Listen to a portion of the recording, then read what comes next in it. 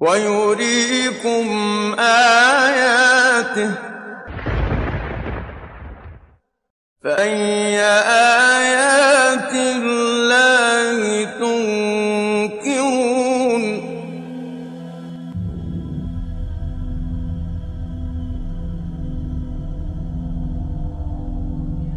At the moment while you're watching this video, the Earth is traveling around the Sun at a speed of 30 kilometers per second. It is almost 70 times faster than the fastest bullet, but still you're not thrown out of the Earth. It also rotates in its own axis at a speed of 465 meters per second, but you cannot even feel this rotation, and that is because of the gravity force. Gravity is the force that pulls things towards the center of the Earth or towards the center of the other physical bodies that have mass. The heavier the mass of an object is, the stronger gravitational force it has. It is this simple but crucial law that underpins the harmony and order of the universe. It governs the motion of stars, planets, and galaxies. Have you ever thought what will happen if the gravity force would stop? If that happens, you wouldn't be able to walk on Earth. Your digestive system wouldn't work. The plants would not grow anymore. The atmosphere would not encircle the Earth and there would be no water cycle. The most of biological processes on Earth would slow down, or shortly the life would be impossible for you. Nothing would act normally in the entire universe and everything would go to a state of disorder. It is known that the gravity force was discovered by Isaac Newton in 17th century. However, it was discussed in many books written by an Islamic scientist called Ibn al-Haytham about 700 years before Newton. But this fact was revealed even 14 centuries ago in the Qur'an. ألم نجعل الأرض كفاتا أحياء وأمواتا وجعلنا فيها رواسي شامخات وأسقيناكم ماء فراتا. The key Arabic word kifatan in the passage describes gravity as a holding force exerted by Earth. The mentioning word also means to collect, to gather, or to attract things towards one. And this is what Newton described about gravity in his book called The Mathematical Principles of Natural Philosophy.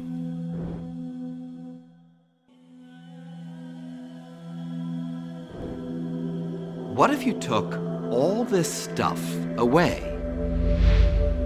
I mean all of it. The people, the cars and buildings, and not just the stuff here on Earth, but the Earth itself. What if you took away all the planets, stars, and galaxies, and not just the big stuff, but tiny things down to the very last atoms of gas and dust? What if you took it all away? What would be left? Most of us would say nothing. And we'd be right. But strangely, we'd also be wrong. What's left is empty space. And as it turns out, empty space is not nothing. It's something. Something with hidden characteristics as real as all the stuff in our everyday lives. In fact, space is so real, it can bend. Space can twist. And it can ripple. So real that empty space itself helps shape everything in the world around us and forms the very fabric of the cosmos. Newton knew that gravity is a force that attracts objects to each other, and his laws predicted the strength of this force with fantastic precision. But how does gravity actually work? How does the Earth pull on the moon across hundreds of thousands of miles of empty space? They behave as if they're connected by some kind of invisible rope. But everyone knew that wasn't true. And Newton's laws provided no explanation. After puzzling over this problem for more than 10 years, Einstein reached a startling conclusion.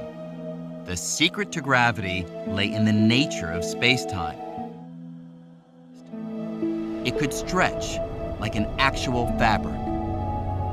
This was a truly radical break from Newton.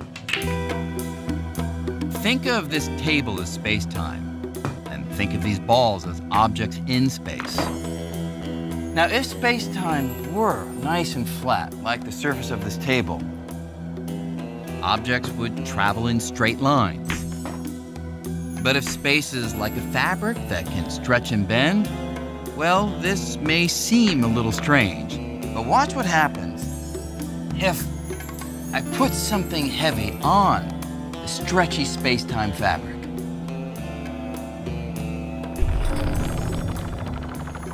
Now, if I take my shot again, the ball travels along an indentation in the fabric that the heavier object creates. And this, Einstein realized, is how gravity actually works. It's the warping of space-time caused by the objects within it. In other words, gravity is the shape of space-time itself.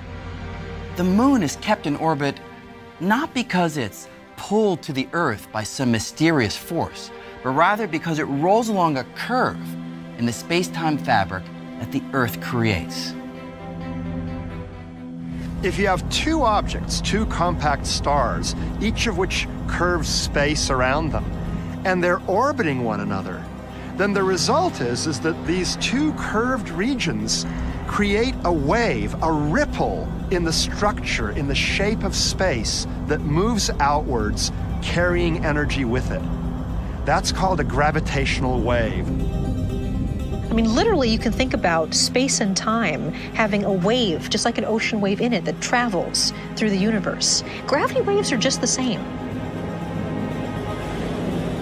Any type of mass in motion, big or small, generates a gravitational wave. And like the Earth's ocean tides, gravitational waves roll ceaselessly across the cosmos.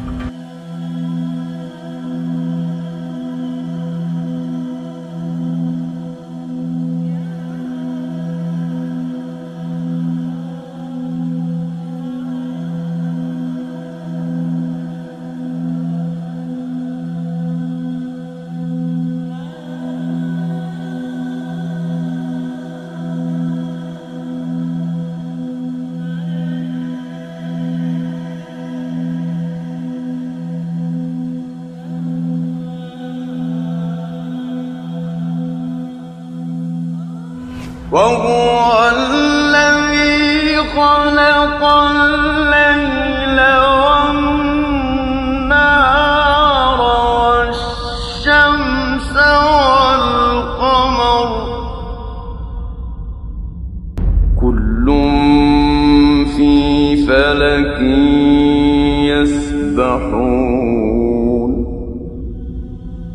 The word يسبحون in the mentioning verse, which means swimming, is not only talking about the motion of bodies in an orbital form, rather it gives us an indication about the dynamic nature of space and the formation of gravitational waves on it.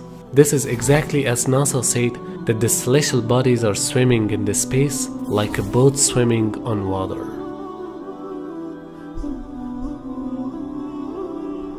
The Quranic indications about the Earth's gravity, the dynamic nature of space, the gravitational waves, and the orbital movement of celestial bodies in this space is once again pointing to the fact that the Qur'an is the words of a wise being who created the universe and knows the details of his creation.